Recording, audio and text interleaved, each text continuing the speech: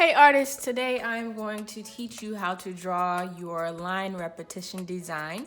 Remember, this was a TikTok Friday activity that we did together this past Friday, and we are going to turn it into your line project. So let's get started. Okay, for this project, you're going to need some circular objects to trace. I've got a cup, two different sizes of circles, and then I've also got this spice right here. This is great. I put it on chicken, I put it on fish, I put it on everything, all right? But I'm gonna use the lid. We're not using the spices for this project, all right? So I've got the lid. So now I have 3 different sizes of circles. Make sure you've got 3 different sizes of circles. We're going to begin by drawing circles on the page. We're gonna trace the circles on the page, all right? So remember, when we did the TikTok assignment, we just did 3 circles. Well, now for this project, you're gonna place circles all across the page. Fill up the page to get credit for this assignment, all right? So I'm going to start over here and I'm just gonna begin tracing. Okay, I am using a sketchbook. I would prefer that you tear your sheet of paper out or have a piece of blank paper that's loose. That way you can bring these to school and we can hang them up around the school. And don't forget, if a circle runs off the page, to continue it back onto the page as you're tracing, okay?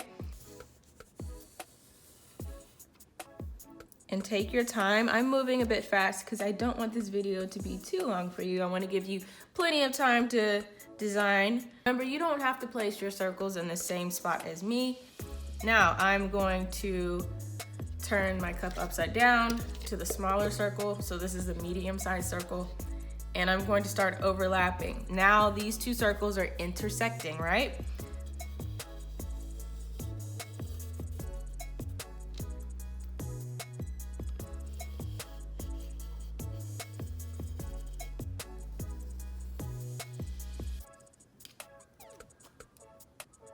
I want to make sure that my design has great balance, meaning that I want the elements of the design to be evenly spaced across the page. I'm gonna place another large circle right here. I think I want to do something with this empty space over here. Maybe a small circle right here. So it seems pretty balanced. It doesn't feel like there's too many elements on one side of the page. It seems pretty evenly spaced. I think I might be able to add one more circle here. Now it's time to go in to create the repetitive line design. So remember, we're just repeating the outline inside of each individual shape that we've created.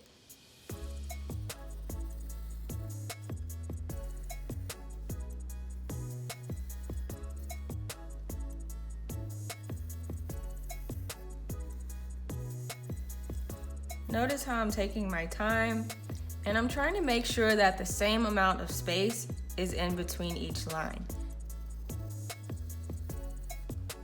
Okay, so I finished filling in that area, so now I can go to the next area.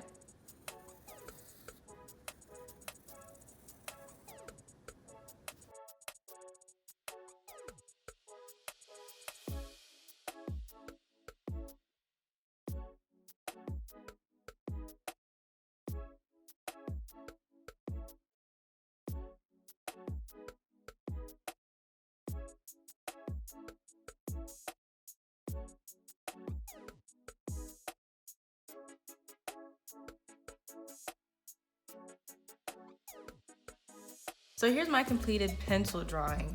And what I'm gonna do is I'm gonna go back and make sure that I have fixed anything that I don't like, any lines that may be a bit out of place, not as smooth as I want them to be.